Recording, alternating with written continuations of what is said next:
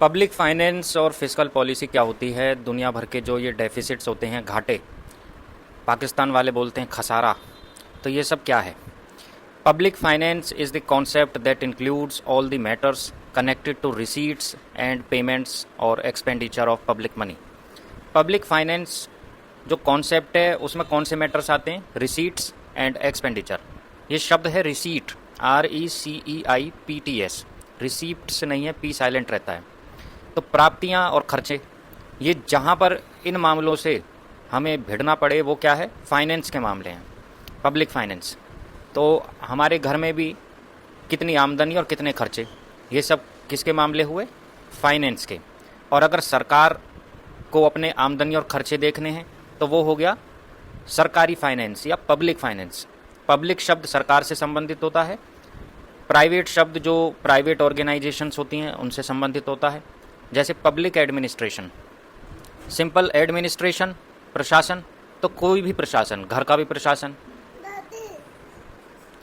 लेकिन अगर पब्लिक शब्द जुड़ जाए तो सरकारी प्रशासन। तो पब्लिक फाइनेंस हो गया फाइनेंस ऑफ द गवर्नमेंट। और सिंपली कहें तो बजट, सरकार जो बजट पेश करती है हर साल आर्टिकल 112 के तहत, जिसे एनुअल फाइनेंशियल स्टेटमेंट बोलते हैं, उसमें भी फाइनेंस शब्द है। तो बजट जो है वो फाइनेंस जो सरकार करती है उसका सीधा सा एक रूप है। सरकार की आमदनी और उसके खर्चे, यानी सरकार का फाइनेंस, जैसे पब्लिक फाइनेंस कह रहे हैं, उसका रूप क्या है? बजट। अब हम डिस्कस करेंगे आज के चैप्टर में कि बजट पे पॉलिसी जो सरकार बनाती है उसे वो कैसे बनाती है, यानी वो अपना पब्लिक फाइनेंस कैसे मैनेज करती है, अपने आमदनी और खर्चों को वो कैसे मैनेज करती है।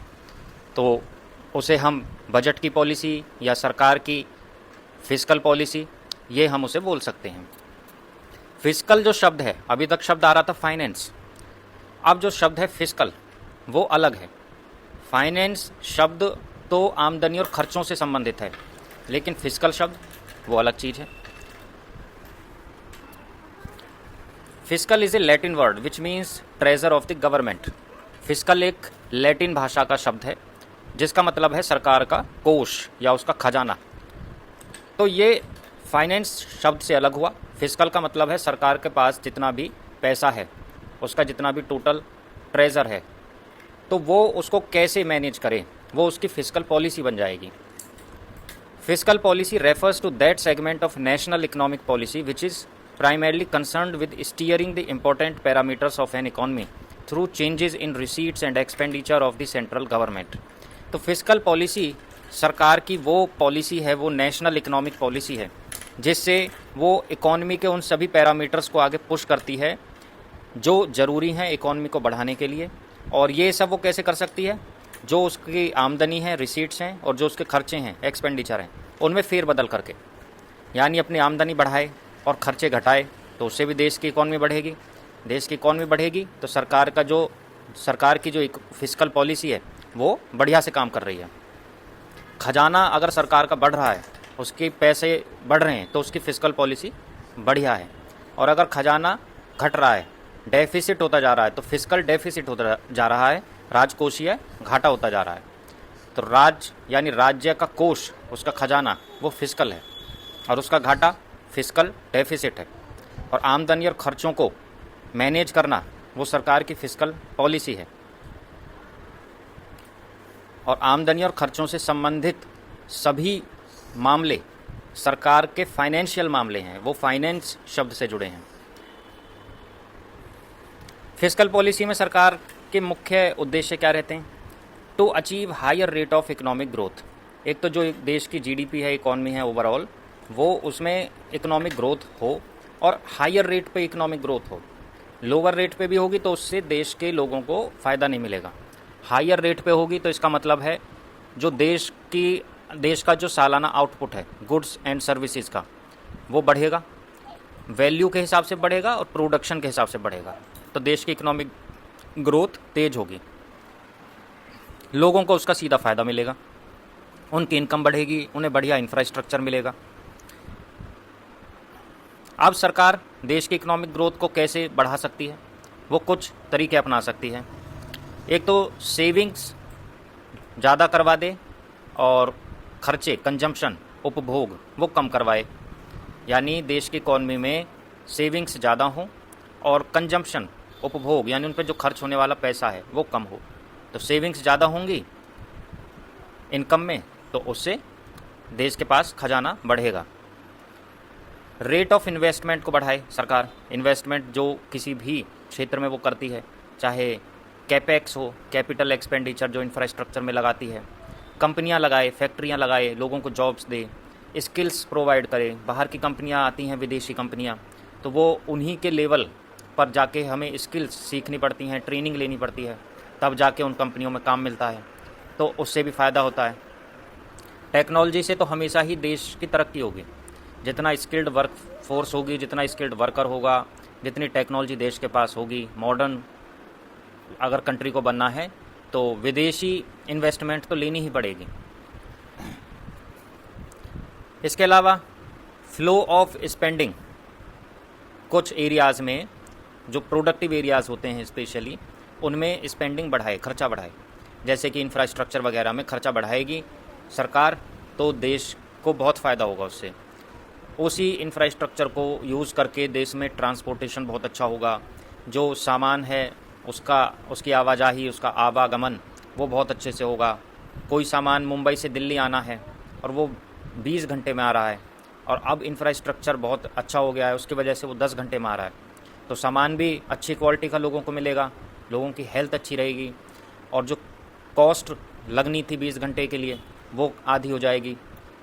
ट्रांसपोर्टेशन में जो खर्चे होते हैं, तेल का खर्चा, पेट्रोल का खर्चा और दुनिया भर के वियर एंड टीयर्स, वो भी कम होंगे। इसके अलावा सरकार अपनी फिस्कल पॉलिसी में क्या चाहती है? एक तो चाहती है कि इकोनॉमिक ग्रोथ बढ़े, चाहे सेविंग्स बढ़ा के बढ़े, इन्वेस्टमेंट करके बढ़े, स्पेंडिंग सरकार कहीं खर्चे उससे बढ़े। दूसरा वो चाहती है, उसकी फिस्कल पॉलिसी का जो ऑब्जेक्टिव है कि प्राइस स्टेबिलिटी रहे देश की इकॉनमी में।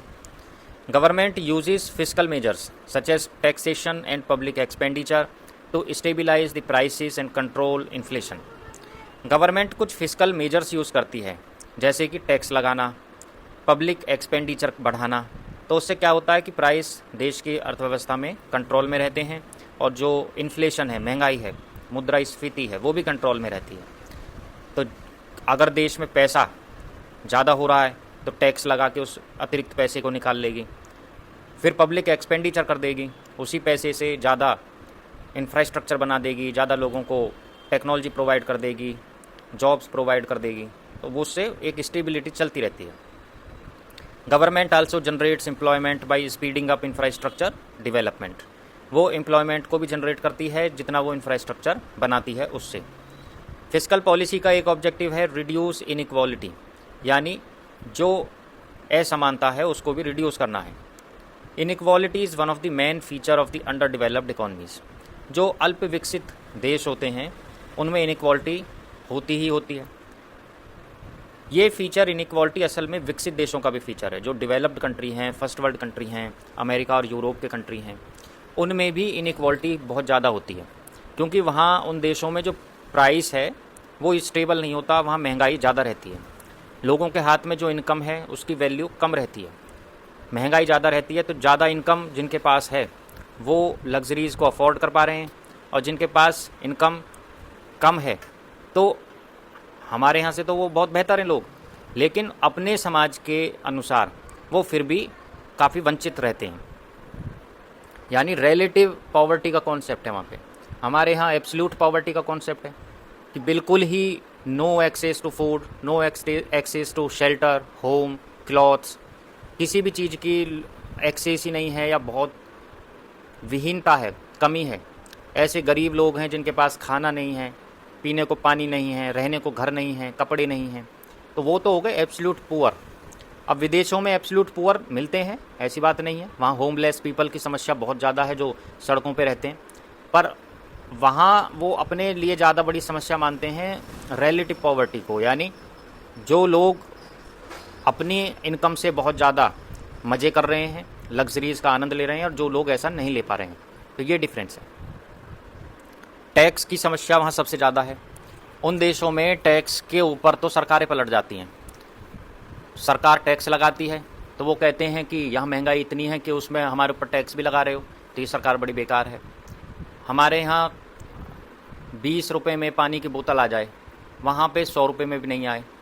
तो इनकम बेशक उनकी पर कैपिटा ज़्यादा है, उनके पास 100 रुपये हैं और हमारे पास 20 रुपये हैं, लेकिन चीज़ वो वही है जो हम ले रहे हैं, बल्कि हमसे कम ले पा रहे हैं महंगाई की वजह से, और उसमें टैक्स भी लग जाए तो उन लोगों के लिए ज़्यादा दिक्कत है। इसलिए वहाँ अपने घर बहुत कम होते हैं, रेंट पे ज़्यादा रहते हैं लोग बाग। इकोनॉमिक ग्रोथ इन देशों में कम है, जीडीपी अब उस हिसाब से बढ़ती नहीं जैसे विकासशील देशों में बढ़ती है। जो मेजर इकोनॉमीज़ हैं दुनिया की, भारत और चीन, इनमें 5% से लेके 7-8% तक भी जीडीपी बढ़ती रहती है। उन देशों में 1% बढ़ जाए वही बहुत बड़ी बात है, 2% बढ़ जाए बहुत बड़ी बात है। अब इनइक्वालिटी इनकम में होती है। If inequality is not reduced there will be discontentment among the people that will generate instability in the economy. तो लोगों में रोष तो पैदा होगा ही अगर इनइक्वालिटी आप रिड्यूस नहीं करोगे। तो सरकार फिस्कली यानी फिस्कल मेजर्स क्या अपना सकती है, पैसे के हिसाब से क्या मेजर्स अपना सकती है इस इनइक्वालिटी को रिड्यूस करने के लिए। Inequality of income and wealth, जो कमाई की इनइक्वालिटी है, समानता है, वेल्थ की है, उसको कैसे रिड्यूस करें। प्रोग्रेसिव टैक्स लगा दें, यानी जो रिच पीपल हैं उन पे ज़्यादा टैक्स लगाए, जो पुअर पीपल हैं उन पे कम टैक्स लगाए, तो इसे प्रोग्रेसिव टैक्स कहते हैं। Progressive taxes may be imposed on rich people so that unnecessary consumption expenditure may be curtailed bye them. अगर वो लोग बहुत ज़्यादा लग्जरी आइटम्स परचेज़ कर रहे हैं तो उन पे प्रोग्रेसिव टैक्स लगा दो। रोल्स रॉयस खरीद रहे हैं, रेंज रोवर खरीद रहे हैं, फरारी खरीद रहे हैं, बहुत बड़े बड़े बंगलों खरीद रहे हैं, तो ऐसे में उन पे टैक्स ज़्यादा लो, वो अपना कंजम्पशन थोड़ा कम करेंगे, फिर असमानता फिर इतनी नहीं होगी। हर रिच आदमी बड़े बड़े लग्जरी आइटम्स में रह रहा है या उसे यूज़ कर रहा है और वो बढ़ते जा रहे हैं समाज में, उन लोगों के द्वारा कंजम्पशन ज़्यादा होता जा रहा है, तो असमानता तो बढ़ेगी। The poor section of the society should be exempted from taxes और the taxes should be levied on them at a very low rate. जो पुअर पीपल हैं उन पे या तो टैक्स लगाओ ही मत, वसूलो ही मत, और अगर ले भी रहे हो तो बहुत कम लो। अब जो इनडायरेक्ट टैक्सेस होते हैं वो एक पुअरेस्ट ऑफ द पुअर जो पर्सन होगा उस पर भी वो उतना ही है, और रिचेस्ट ऑफ द रिच पे भी वो उतना ही है। अगर मान लो एक बिस्कुट का पैकेट एक महागरीब इंसान भी खरीदे तो उस पर जो टैक्स बिस्कुट के पैकेट पे है वो उसे भी उतना ही पे करना है खरीदते वक्त, उसकी कॉस्ट में इंक्लूडेड है वो, उसके प्राइस में। और अगर वो अंबानी या कोई भी अन्य रिच पर्सन खरीदे तो उसके लिए भी वो टैक्स है। तो कुछ प्रकार के ये जो टैक्स होते हैं ये तो सभी पे बराबर हैं, तो इनमें भी सरकार चाहे तो फेरबदल कर सकती है, उससे इनइक्वालिटी रिड्यूस हो सकती है। लेकिन ये करना इतना आसान नहीं है। पहले तो यही डिस्टिंग्विश किया जाए कि गरीब कौन है, महागरीब कौन है। पॉवर्टी लाइन पर ही बहुत बड़े युद्ध हैं। किसी ने कह दिया कि दिन का 30 रुपया कोई नहीं कमा पा रहा तो वो महागरीब है, किसी ने कह दिया कि जो दिन के 20 रुपये नहीं कमा पा रहा वो महागरीब है। अब आप ये लगाइए, आज के समय में चाहे कोई 30 रुपये कमा ले या 20 कमा ले या 100 भी कमा ले, वो क्या ही खर्चा अपना चला पाएगा आज के महंगाई के दौर में। समय के साथ जितने भी आर्टिकल्स हैं, जितनी भी चीज़ें हैं जिनका हम उपभोग करते हैं, उनके रेट तो बढ़ते ही रहते हैं।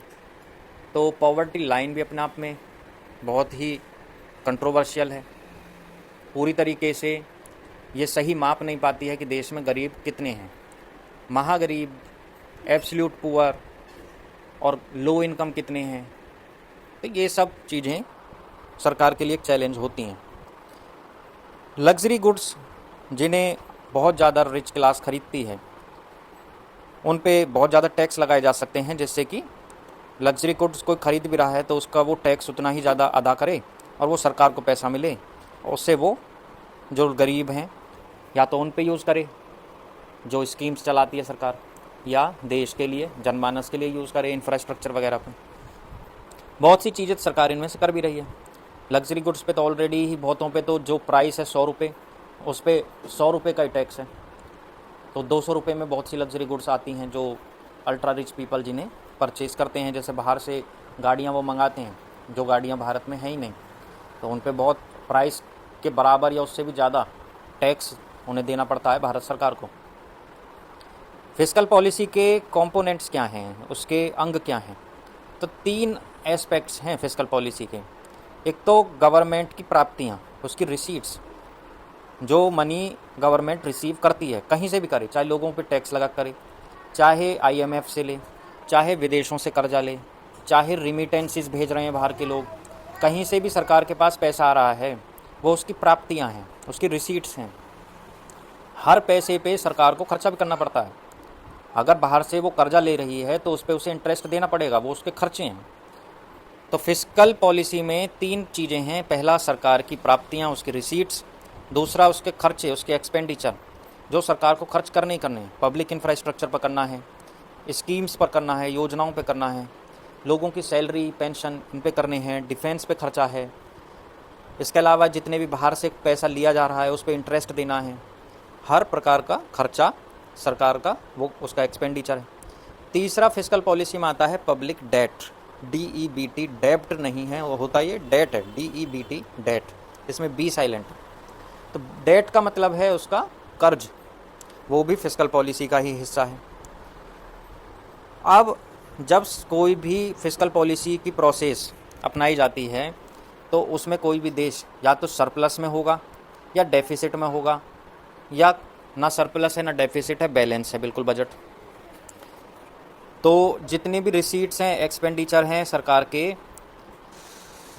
वो क्रेडिट बोलते हैं उन्हें, कि सरकार के पास जो भी प्राप्तियां हो रही हैं वो उसका क्रेडिट है, वो उसके पास आ रहे हैं। और सरकार का जो भी खर्चा है वो उसका डेबिट है, वो निकल रहा है, खर्चा है। और आ कहाँ रहा है, वो कंसोलिडेटेड फंड ऑफ इंडिया में आता है, कंटिजेंसी फंड ऑफ इंडिया में आता है, पब्लिक अकाउंट्स ऑफ इंडिया में आता है। 3 प्रकार के फंड हैं, 3 प्रकार के सरकार के तिजोरियां हैं, उसके अकाउंट हैं, उसका कोष है, खजाना है। उनमें भी जो कंसोलिडेटेड फंड ऑफ इंडिया है मैक्सिमम इसी में ही सरकार का जो भी पैसा है वो आता है। तो अगर इसमें आ रहा है, इस अकाउंट में कंसोलिडेटेड फंड ऑफ इंडिया, तो वो क्रेडिट हो रहा है, और अगर इसमें से निकल रहा है तो वो डेबिट हो रहा है। संविधान के आर्टिकल 266 यानी 266 में कंसोलिडेटेड फंड ऑफ इंडिया है, 267 में कंटिजेंसी फंड ऑफ इंडिया है, और पुनः 266 में ही पब्लिक अकाउंट ऑफ इंडिया है। कंसोलिडेटेड फंड ऑफ इंडिया क्या होता है? ये इंडिया की जो सरकार है, भारत सरकार है, उसका एक अकाउंट है, which is similar to a normal bank account, जो किसी व्यक्ति का होता है उसके बैंक अकाउंट जैसा ही है, सरकार का अकाउंट है। इसमें सरकार के जितने भी प्राप्तियां हैं, रिसीट्स हैं, उसको रेवेन्यूज़ प्राप्त हो रहे हैं, चाहे वो बोरोइंग्स कर रही है, उधार ले रही है, सभी उसकी प्राप्तियां हैं वो इसमें आती हैं। इसके अलावा जो सरकार के खर्चे हैं वो इसमें से डेबिट होते रहते हैं, निकलते रहते हैं। खर्चा इसमें से अकाउंट में से सरकार कैसे करेगी कि कभी भी कोई खर्चा करना है तो अपनी तरफ से पैसा निकाल के कर सकती है? तो इसके लिए प्रोसेस है, उसे पार्लियामेंट की अप्रूवल लेनी पड़ेगी।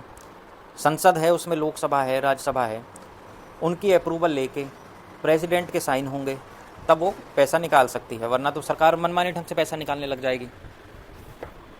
तो money can be withdrawn from CFI यानी consolidated fund of India only after approval of the parliament. Parliament के अप्रूवल के बाद ही वो पैसे निकाल सकती है। और CFI जो बना है वो आर्टिकल 266(1) के हिसाब से बना है। अब गवर्नमेंट की जो प्राप्तियां हैं, रिसीट्स हैं, वो कौन कौन सी होती हैं उनके बारे में देख लेते हैं। 2 प्रकार की होती हैं, एक रेवेन्यू रिसीट्स, राजस्व प्राप्तियां, और एक कैपिटल रिसीट्स। तो जो रेवेन्यू रिसीट्स हैं, they are received more than once और रेगुलर इन नेचर। यानी रेवेन्यू रिसीट्स वो हैं जो एक बार से ज़्यादा सरकार को मिलती हैं, आमदनियाँ जो हैं वो एक बार से ज़्यादा सरकार को मिलती हैं या मिलती रहती हैं, रेगुलरली मिलती रहती हैं। कैपिटल रिसीट्स वो हैं जो केवल एक बार मिलती हैं, they are received only once, केवल एक बार अकाउंट में आती हैं वो। रेवेन्यू रिसीट्स 2 प्रकार की होती हैं, जैसे टैक्स से रेवेन्यू मिल जाए और कुछ नॉन टैक्स तरीके भी हैं जिनसे रेवेन्यू मिल जाए। तो tax revenue, non tax revenue. Tax से रेवेन्यू किन किन चीज़ों से मिलता है? एक तो डायरेक्ट टैक्स लगाने से और एक इनडायरेक्ट टैक्स लगाने से। डायरेक्ट टैक्स रिसीट्स कौन सी बन जाएंगी, यानी डायरेक्ट टैक्स से कौन सी प्राप्तियाँ सरकार को होंगी? तो जो डायरेक्ट टैक्स लगते हैं उनसे मिलने वाली आमदनी, जैसे कि इनकम टैक्स, कॉरपोरेट टैक्स इत्यादि। नॉन इनडायरेक्ट टैक्स, सरकार जो इनडायरेक्ट टैक्स लगाती है लोगों पर, जो सभी को देना होता है। कोई भी प्रोडक्ट हम खरीद रहे हैं उस पर जो टैक्स इंक्लूडेड है, तो हम उस टैक्स को भी पे कर रहे होते हैं उस प्रोडक्ट को खरीदने में, वो सब इनडायरेक्ट टैक्स हैं। वो एक गरीब हो या एक अमीर हो, सभी को देना होता है और बराबर मात्रा ही है इसकी। तो इनडायरेक्ट टैक्स रिसीट्स हैं जैसे GST, goods and services tax. इसके अलावा कस्टम्स ड्यूटी जो लगती हैं वो इनडायरेक्ट टैक्स के ही अंतर्गत आती हैं। तो डायरेक्ट टैक्स से आमदनी हो या इनडायरेक्ट टैक्स से आमदनी हो, वो सब टैक्स से होने वाली आमदनी है, यानी टैक्स रेवेन्यू है, और सब जाएंगी रेवेन्यू रिसीट्स में, रेवेन्यू प्राप्तियों में।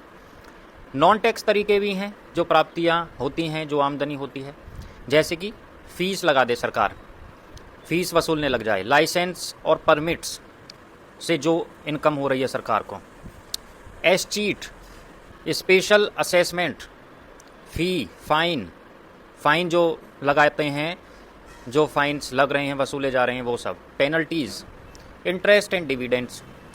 जो ब्याज भी सरकार को मिल रहा है वो नॉन टैक्स रेवेन्यू है, यानी सरकार ने कुछ कर्ज दे दिया किसी को और उस पर जो ब्याज उन्हें वसूल रहे हैं, वो जो मिल रहा है वो नॉन टैक्स रेवेन्यू है।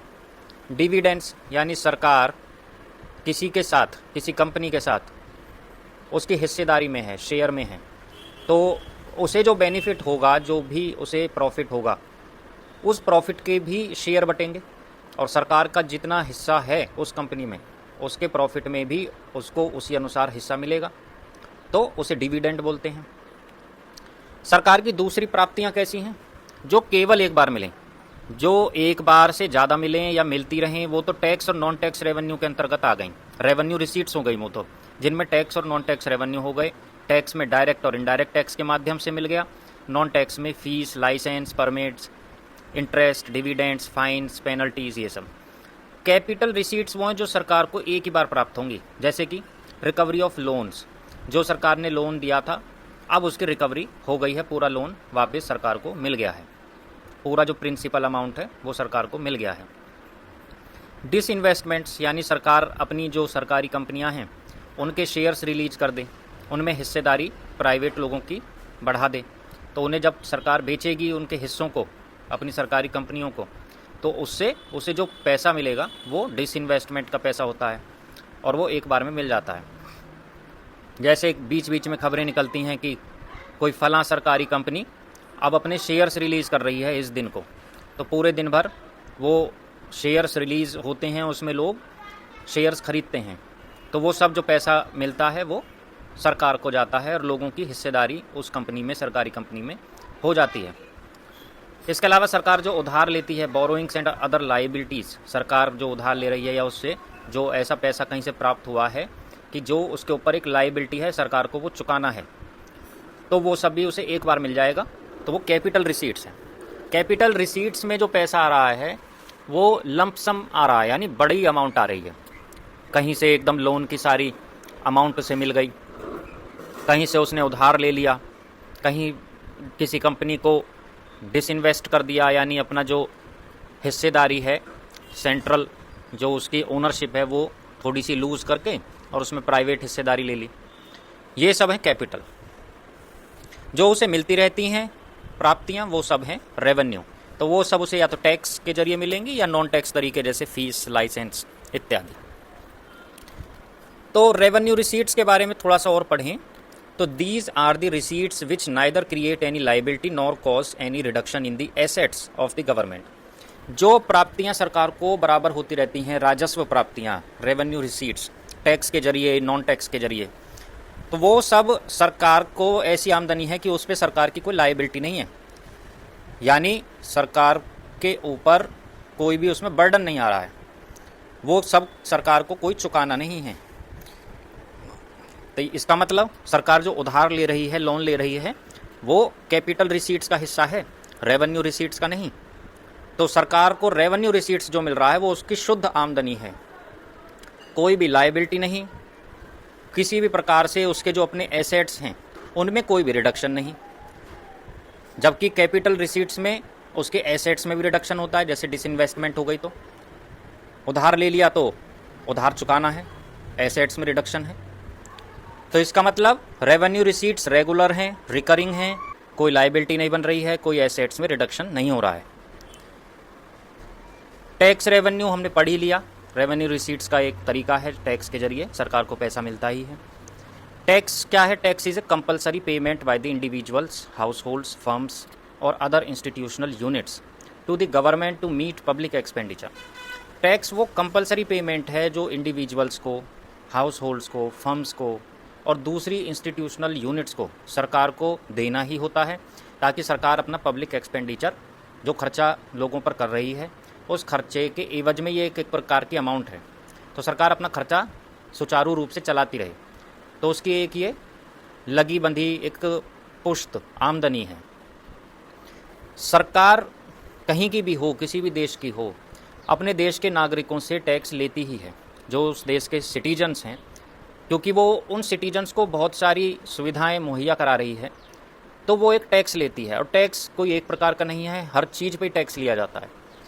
डायरेक्ट टैक्स भी लिया जाता है कई प्रकार का, और इनडायरेक्ट भी टैक्स लिया जाता है कई प्रकार का। यानी हम जो सामान खरीद रहे हैं और उसमें टैक्स पहले ही इंक्लूड है उस सामान की कीमत में, वो इनडायरेक्ट हो गया।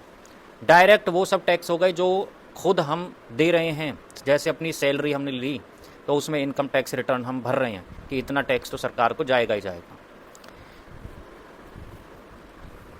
टैक्स प्रोग्रेसिव भी हो सकता है और रिग्रेसिव भी हो सकता है। प्रोग्रेसिव टैक्स पहले ही बताया एक प्रकार का जरिया है जिससे सरकार इनइक्वालिटी रिड्यूस कर सकती है समाज में। लोगों की इनकम में और वेल्थ में जो इनइक्वालिटी है, रिच बहुत ज़्यादा रिच हैं, पुअर ऐसे हैं जो बहुत ज़्यादा पुअर हैं, तो प्रोग्रेसिव टैक्स के जरिए जो रिच हैं उनको थोड़ा सरकार प्रोपेल कर सकती है, उन्हें थोड़ा एक प्रकार से बाधित कर सकती है कि वो ज़्यादा और लग्जरी आइटम्स ना खरीदें, अपना लग्जरी आइटम्स पर कंजम्पशन ना बढ़ाएं।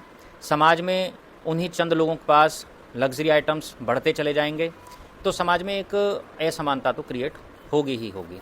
रिग्रेसिव टैक्स भी है, यानी a tax is regressive when it causes a greater burden on the poor than the rich. अब ये रिग्रेसिव टैक्स कहाँ देखने को मिलता है कि गरीबों पे टैक्स की मार बहुत ज़्यादा है और अमीरों पे बहुत कम है या है ही नहीं। तो ये सब पुराने समय में बहुत देखने को मिलता था। जैसे पुराने समय में राजा महाराजा होते थे तो वो जितने भी नोबल्स हैं, ज़मींदार हैं, जागीरदार हैं, दरबारी हैं, उनकी रॉयल फैमिली है अपनी, उनसे थोड़ी टैक्स ले रहे हैं। पर जो गरीब आदमी है, जो जनता है, उससे वो बराबर टैक्स ले रहे हैं। और टैक्स बढ़ता जा रहा है, समय के साथ बढ़ता जा रहा है। लोग गरीब होते जा रहे हैं, अकाल पड़ रहे हैं, सूखा पड़ रहा है, टेक्नोलॉजी उस समय कुछ है नहीं, प्रोडक्शन हो नहीं पा रहा है मौसम की मार की वजह से और अन्य कारणों से।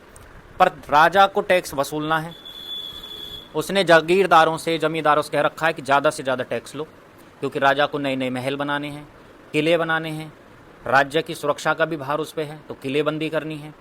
आर्मी जो उसने बना रखी हैं, उन आर्मी का भी खर्चा उठाना है, और अपने जो लग्जरी उसका अपना रहने का लेविश रहने का तरीका है वो उसे मेंटेन करना है। तो ये हैं रिग्रेसिव टैक्स। क्या आज के समय ये किसी देश में देखने को मिलते हैं? एड वैलोरम टैक्स क्या होता है? Tax levied as a percentage of the value of an item it is imposed on and not on the items quantity, size, weight और other such factors। Add valorem tax है जो value है item की, उस पर tax लगेगा। Item का size क्या है, उसकी क्वांटिटी क्या है, उसका वेट कितना है, उस आधार पर टैक्स नहीं लग रहा है। ये ऐसे है कि जैसे गाड़ी खरीदी, गाड़ी की कीमत है 10 लाख रुपए, तो उस पर 10% टैक्स लगा दिया। गाड़ी की कीमत है 20 लाख रुपए, तो उस पर 20% टैक्स लगा दिया। अब गाड़ी का साइज़ कितना है? मान लो 10 लाख की गाड़ी का साइज़ तो है स्कॉर्पियो जितना, और 20 लाख की गाड़ी का साइज़ है मान लो स्विफ्ट जितना। वो कोई लग्जरी गाड़ी है पर छोटी है साइज़ में, तो उसके साइज़ के आधार पे टैक्स नहीं लग रहा है, उसकी कीमत के आधार पे टैक्स लग रहा है। लग्जरी गाड़ियाँ जैसे बड़ी बड़ी कंपनियाँ हैं, मर्सिडीज़, BMW, तो इनकी गाड़ियाँ साइज़ में शुरुआत में बहुत छोटी छोटी गाड़ियाँ आती हैं पर बहुत महंगी होती हैं, 50 lakh, 60 lakh, 70 lakh. Range rover evoke गाड़ी है, छोटी साइज़ की गाड़ी है, पर उसकी वैल्यू के आधार पर अगर टैक्स लिया जाए तो वो होगा ad valorem tax. GST, customs duty, ETC are examples of ad valorem tax. GST क्या है? एक एड वैलोरम टैक्स ही है। किसी भी प्रोडक्ट को हम खरीद रहे हैं, उसकी जो कीमत है, उस कीमत के आधार पर जो टैक्स सरकार ने उसमें ऐड किया है वो एड वैलोरम टैक्स है, GST वो लगता है। कस्टम्स ड्यूटी भी जो सामान आ रहा है देश के अंदर, वो जो उसकी वैल्यू है उसके आधार पर जो टैक्स लग रहा है वो कस्टम्स ड्यूटी है, तो वो एड वैलोरम टैक्स है। स्पेसिफिक टैक्स भी होते हैं। Unlike ad valorem tax, when the tax is levied on a commodity on the basis of its unit, size or weight and not on its value, it is termed as specific tax. जो tax हमने पढ़े कि दो प्रकार के tax होते हैं, direct tax, indirect tax. ये दोनों ही सरकार की रेवेन्यू रिसीट्स का हिस्सा बनते हैं। सरकार की जो राजस्व प्राप्तियां हैं वो इन्हीं से आती हैं, या तो वो डायरेक्ट टैक्स लेगी या वो इनडायरेक्ट टैक्स लेगी। और इससे सरकार को जो उसकी आमदनी है वो रेगुलर बेसिस पे, रिकरिंग बेसिस पे होती रहती है और कोई लाइबिलिटी उस पर क्रिएट नहीं होती, केवल उसे पैसा मिलता रहता है। तो डायरेक्ट टैक्स क्या होता है? It is that tax which is borne by a person on whom it is levied. यानी डायरेक्ट टैक्स वो टैक्स है जो जिस पर्सन पे लगाया जाए उसी को वो अदा करना है, उसी को वो पे करना है। कोई दूसरा व्यक्ति, कोई दूसरा इंडिविजुअल या कोई कंपनी वो कोई उसके टैक्स को पे नहीं करेगी। द इम्पैक्ट यानी burden and incidence fall on the same person. Impact जो है वो जिस व्यक्ति पे होगा और इंसिडेंस जिस व्यक्ति पे होगा, दोनों एक ही व्यक्ति पे होंगे, दोनों को चीज़ें एक ही व्यक्ति पर होंगी और उसी को वो पे करना है direct tax. Direct tax burden can not be shifted to another person. ये किसी दूसरे व्यक्ति पर शिफ्ट नहीं किया जा सकता कि मुझे टैक्स देना है तो मेरे एवज में कोई और दे दे। Direct taxes include income tax, corporate taxes, minimum alternate tax, dividend distribution tax which was abolished in 2020, securities transaction tax, fringe benefit tax also abolished in 2009, wealth tax abolished in 2016, professional tax, capital gains tax, stamp duty, gift tax abolished in 1998, state duty abolished in 1985, banking cash transaction tax abolished in 2009 etc. तो direct tax में वो सब tax हैं जिनके मैंने अभी नाम लिए। ये जिस व्यक्ति पर लगाए जाएंगे उसी को पे करने हैं, उसके अलावा ये और कोई व्यक्ति या और कोई कंपनी पे नहीं करेगी। जैसे इनकम टैक्स, जो इनकम जिसको मिल रही है उसी को ये टैक्स भरना है। कॉरपोरेट टैक्स, जिस कॉरपोरेशन हाउस पे लगा दिया गया है उसी को ये देना है। इसके अलावा जैसे minimum alternate tax, dividend distribution tax, ये अबॉलिश कर दिया गया था, हटा दिया गया था 2020 में। सिक्योरिटीज़ ट्रांजैक्शन टैक्स, जो ये सेंसेक्स वगैरह होता है इसमें सिक्योरिटीज़ का आदान प्रदान चलता है तो उसमें टैक्स लगता था। फ्रिंज बेनिफिट टैक्स ये हटा दिया गया है 2009 में। वेल्थ टैक्स ये भी हटा दिया गया है 2016 में। प्रोफेशनल टैक्स है, कैपिटल गेंस टैक्स है, स्टैम्प ड्यूटी है, गिफ्ट टैक्स ये हटा दिया है 1998 में। स्टेट ड्यूटी ये भी हटा दिया गया है 1985 में। बैंकिंग कैश ट्रांजैक्शन टैक्स ये हटा दिया है 2009 में। अब इनकम टैक्स किसके अनुसार लगता है? इनकम टैक्स तो जो इनकम टैक्स एक्ट है, IT एक्ट 1961, उसके अनुसार लगता है। यानी ये किस प्रकार से लगेगा, क्या इसकी प्रोसेस होगी और क्या इसमें प्रावधान होंगे, वो सब IT एक्ट 1961 के अनुसार तय होते हैं। बजट में हर साल सरकार स्लैब चेंज करती है कि अब कितनी इनकम वाले पे कितना टैक्स लगना है। Corporate income tax corporate companies पे लगता है। जो भी कंपनीज़ प्रॉफिट्स अर्न कर रही हैं उन पर ये लगेगा कॉरपोरेट इनकम टैक्स। यानी कंपनीज़ एक्ट के तहत जो भी कंपनीज़ इंडिया में रजिस्टर्ड हैं तो वो इस टैक्स को भरेंगी, अपने प्रॉफिट पे भरेंगी। जितना प्रॉफिट उतना टैक्स। इसके लिए सब बना दिए गए हैं प्रावधान और बजट में अनाउंस होता रहता है कितने प्रॉफिट पे कितना टैक्स। ऑल्टरनेट टैक्स होता है, मिनिमम ऑल्टरनेट टैक्स, जिसे MAT बोलते हैं। ये 1997-98 में इंट्रोड्यूस किया गया था। It is imposed on zero tax companies at 18.5% of their book profit. ये भी कंपनीज़ पे लगता है। एक होता है dividend distribution tax, DDT। Any domestic company declaring और distributing dividend was required to pay DDT at 15% on the gross amount of dividend. जो भी कंपनी डिविडेंड डिक्लेयर कर रही है या डिस्ट्रीब्यूट कर रही है अपने शेयर होल्डर्स को, तो उसे ये टैक्स देना पड़ता था डिविडेंड्स के ऊपर। हटा दिया गया है 2020 में। सिक्योरिटीज़ ट्रांजैक्शन टैक्स, इसे 2004 में इंट्रोड्यूस किया गया था। तो it is levied at the time of purchase और सेल ऑफ सिक्योरिटीज़। तो जो भी ये सेंसेक्स होता है, निफ्टी होता है, शेयर मार्केट होती है, इसमें जो सिक्योरिटीज़ को सेल करते हैं या परचेज़ करते हैं, जैसे कि शेयर्स हैं, डिबेंचर्स हैं, बॉन्ड्स हैं, इक्विटी ओरिएंटेड म्यूचुअल फंड्स हैं, तो उन पे ये टैक्स लगता था, सिक्योरिटीज़ ट्रांजैक्शन टैक्स।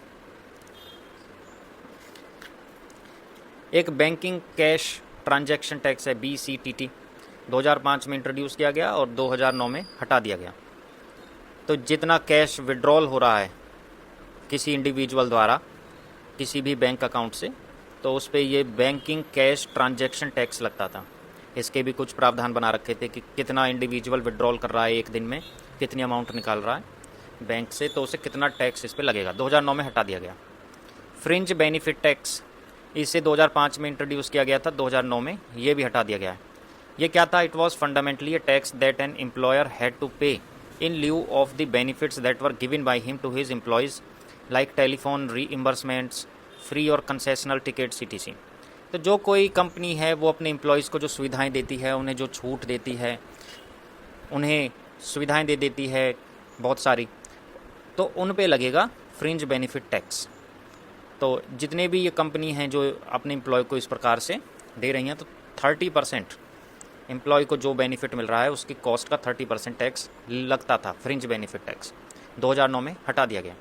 फिर ये होता है कि कंपनीज फिर सुविधाएं देंगी नहीं अपने एम्प्लॉयज़ को कुछ सुविधाएं नहीं मिलेंगी, इंसेंटिव्स नहीं मिलेंगे, तो फिर वो अच्छे से काम भी नहीं करेंगे। वेल्थ टैक्स, ये तो गवर्न करती थी सरकार वेल्थ टैक्स एक्ट 1957 के तहत। ये जो नेट वेल्थ किसी इंडिविजुअल के पास है, कंपनी के पास है, उसकी नेट वेल्थ के आधार पे ये टैक्स लगता था कि कितनी उसकी वेल्थ तो कितना उस पर टैक्स होना चाहिए। अगर 30 लाख से ऊपर की अमाउंट है तो 1% उस अमाउंट का टैक्स के रूप में देना पड़ेगा। अब वेल्थ में क्या क्या है? क्या पैसे ही सिर्फ कैश? तो उसमें बहुत चीज़ें इंक्लूड थी, जैसे उसके पास ज़मीन कितनी है, बिल्डिंग कितनी है, कार, ज्वेलरी, गोल्ड में, सिल्वर में, कैश कितना है, तो ये सब वेल्थ में आता है। 2016 में हटा दिया गया। प्रोफेशनल टैक्स क्या है? ये it is levied and collected by the state governments unlike other direct taxes.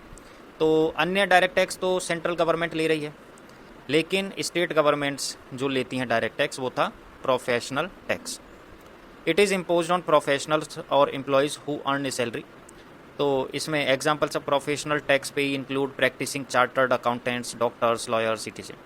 तो जो प्रोफेशनल लोग होते हैं, CA, डॉक्टर्स, लॉयर्स, तो उन पे जो गवर्नमेंट, राज्य की सरकार जो ले रही है टैक्स, वो प्रोफेशनल टैक्स है।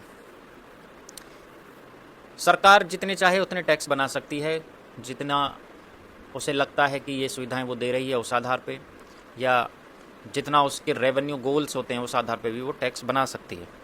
बेनामी ट्रांजैक्शंस को रेगुलेट करने के लिए है बेनामी transactions amendment act 2016। Indirect taxes होते हैं कि वो टैक्स लगेगा किसी पर और देना है किसी को, यानी इंसिडेंस किसी व्यक्ति पे है और इम्पैक्ट किसी व्यक्ति पे है। तो इनडायरेक्ट टैक्स किस पर इम्पोज किए जाते हैं? जैसे गुड्स एंड कमोडिटीज़, यानी जो प्रोडक्ट हम बाज़ार से ख़रीद रहे हैं, ज़्यादातर उन पर इनडायरेक्ट टैक्स लगता है, जैसे कि GST, customs duties etc। GST तो इंट्रोड्यूस ही 2017 में हुआ है, 1 जुलाई 2017 से, और पूरे इंडिया में ये एप्लीकेबल है। ऐसा नहीं है कि कोई राज्य सरकार कहे कि यहाँ GST नहीं लगेगा। पूरे अमेंडमेंट के साथ, संविधान के संशोधन के साथ GST पूरे भारत में लागू हुआ है। It was introduced as the constitution 101st amendment act 2017।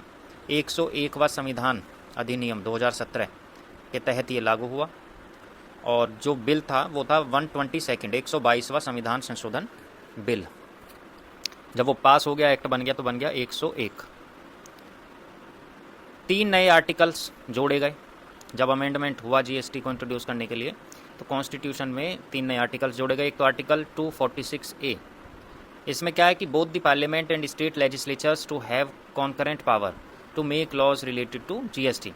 However the parliament to retain exclusive power to legislate in the case of inter state trade of goods and services.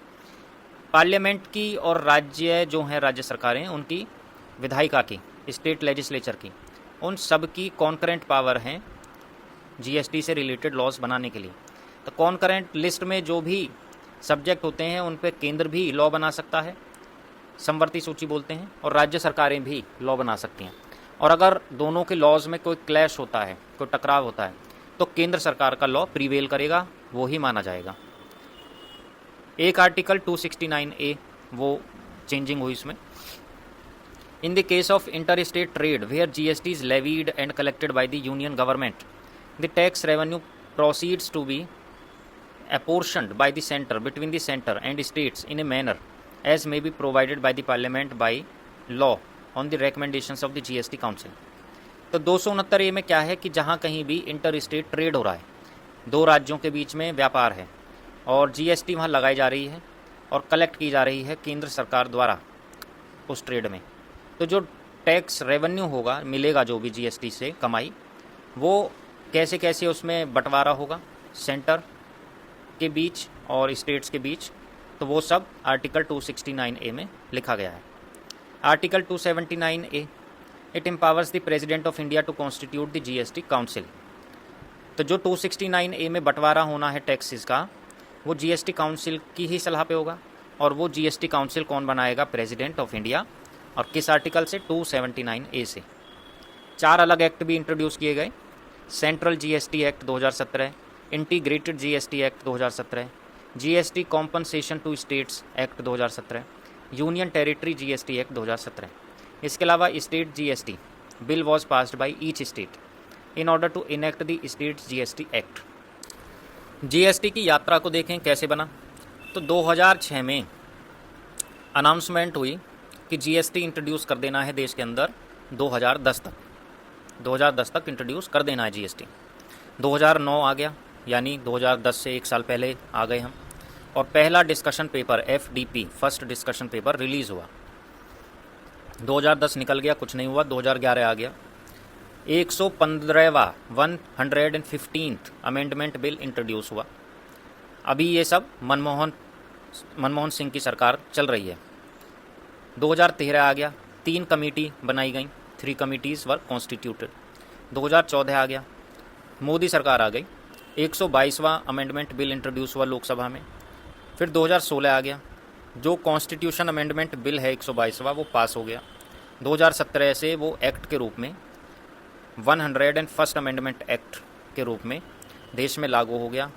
12 GST council meetings हुई। इसके अलावा CGST, SGST, UTGST, IGST जो पहले बताए, वो सब act भी बने 2017 में, और ये कॉम्पनसेशन सेस बिल्स रेकमेंड हुए और 1 जुलाई 2017 से GST लागू हो गया। अब एक नज़र नॉन टैक्स रेवेन्यू पर भी डाल लेते हैं, जो उसके सोर्सेज हमने पढ़े थे, जैसे कि इंटरेस्ट रिसीट्स। तो इंटरेस्ट में क्या है? The central government many a times provide loan to state governments, UTs with legislative assemblies, public sector enterprises, statutory bodies, etc. Interest paid by them to the central government is considered as non-tax revenue receipt, and the principal amount returned is included under capital receipt. तो जो central government loan दे रही है state governments को या UTs को, इसके अलावा public sector enterprises को, तो सेंट्रल गवर्नमेंट को जो इंटरेस्ट वो अदा करते हैं वो नॉन टैक्स रेवेन्यू रिसीट का हिस्सा बन जाता है। लेकिन जब उन्हें प्रिंसिपल अमाउंट मिलती है, जो एक मुश्त होकर उन्हें मिलती है अमाउंट, वो कैपिटल रिसीट में डाल दी जाती है। डिविडेंड एंड प्रॉफिट रिसीट्स, ये भी नॉन टैक्स रेवेन्यू का हिस्सा बनते हैं। In public sector enterprises the government has majority shareholding 51% और more, the dividend and profit forms the revenue to the central government. जो पब्लिक सेक्टर एंटरप्राइजेज होती हैं, वहाँ पे गवर्नमेंट की हिस्सेदारी 51% या इससे ज़्यादा है। तो जो डिविडेंड या प्रॉफिट ऐसी कंपनी बना रही है, उसका भी शेयर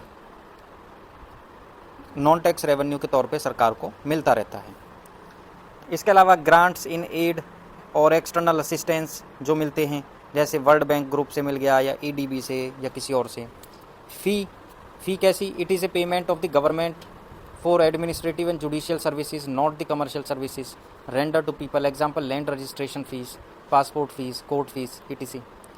होता क्या है कि गवर्नमेंट को एक पेमेंट करनी पड़ती है उसकी एडमिनिस्ट्रेटिव और जुडिशियल सर्विसेज के लिए, जो लोगों को वो दे रही है। तो अब जैसे लैंड रजिस्ट्रेशन हो रहा है तो उसकी फ़ीस गवर्नमेंट को देनी पड़ेगी, या पासपोर्ट अगर हम बना रहे हैं तो पासपोर्ट बनाने की फ़ीस सरकार को देनी पड़ेगी।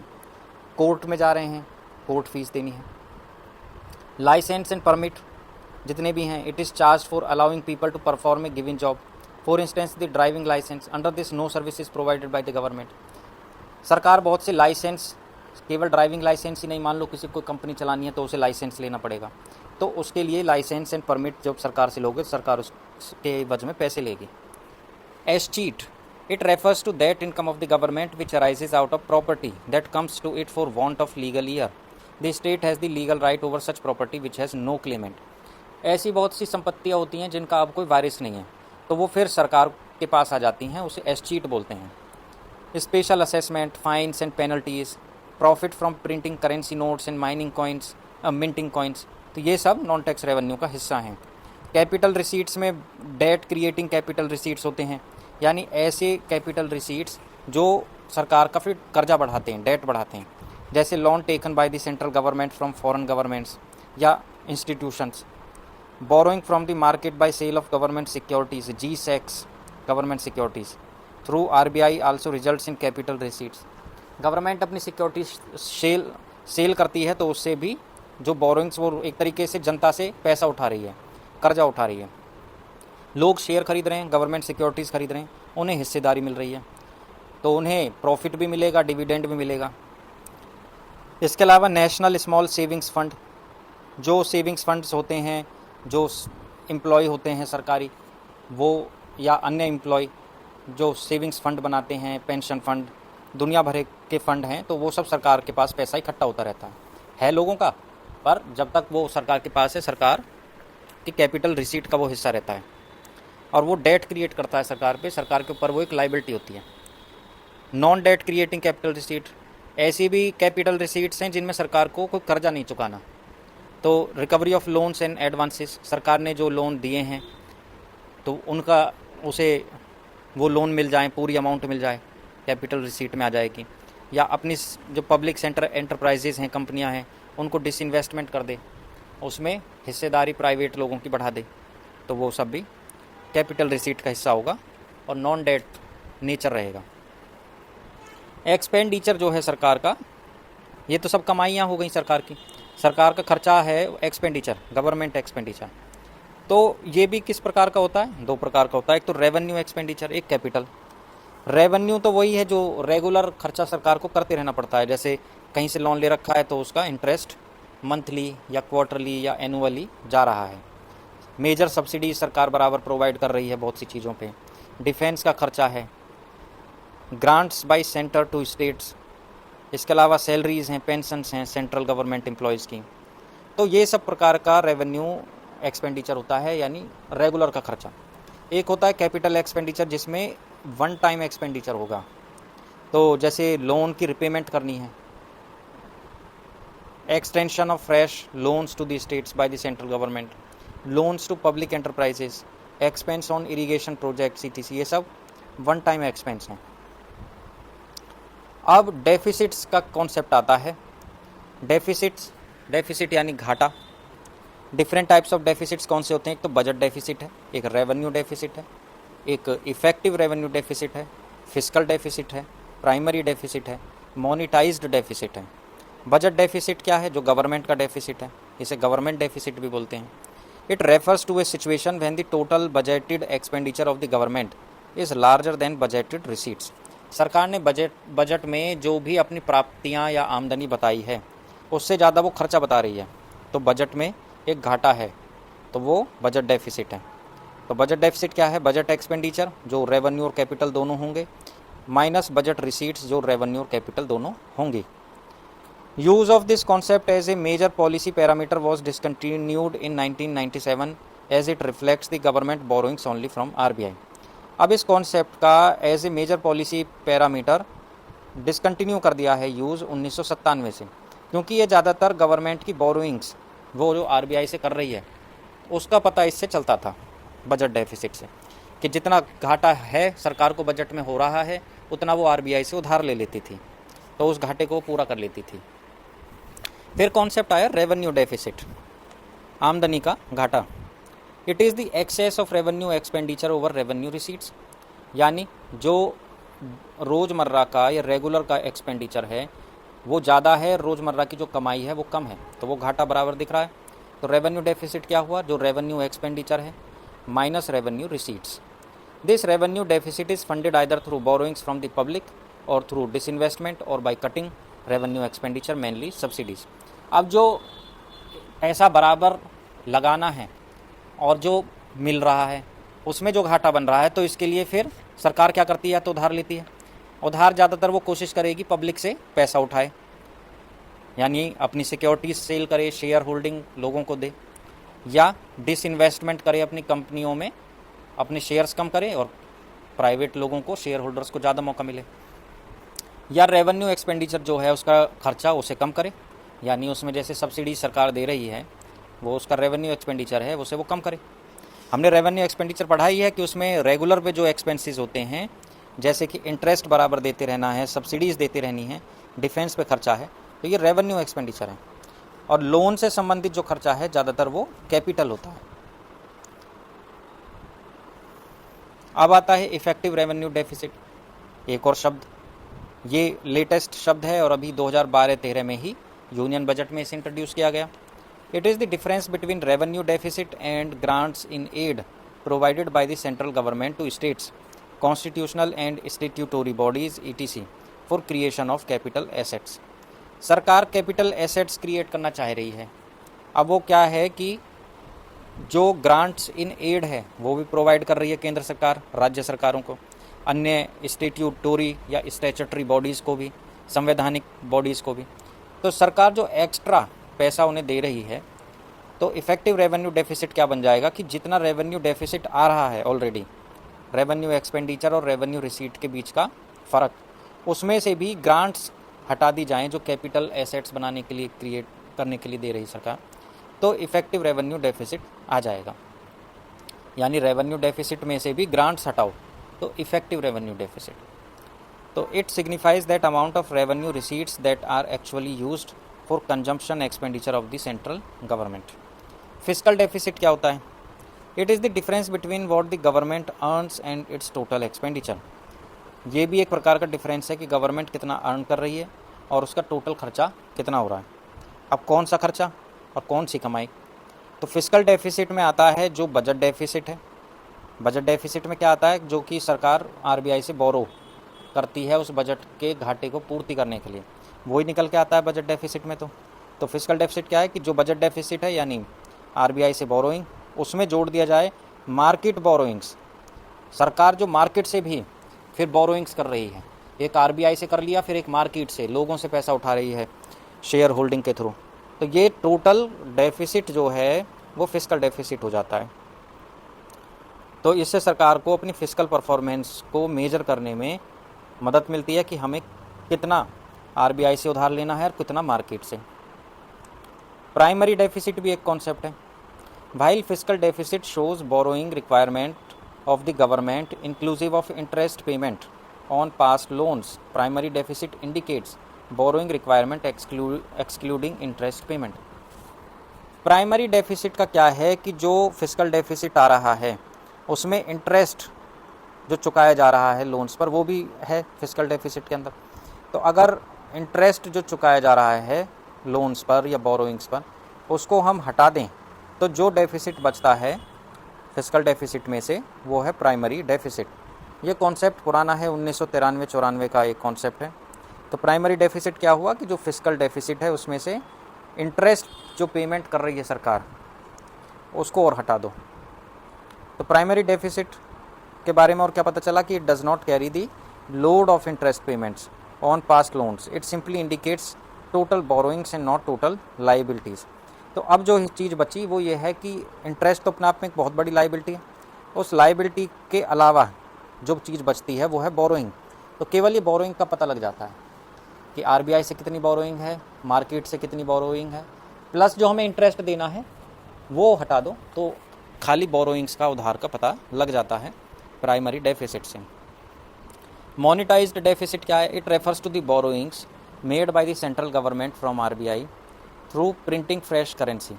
It is resorted to when government cannot borrow from the market to fund fiscal deficit.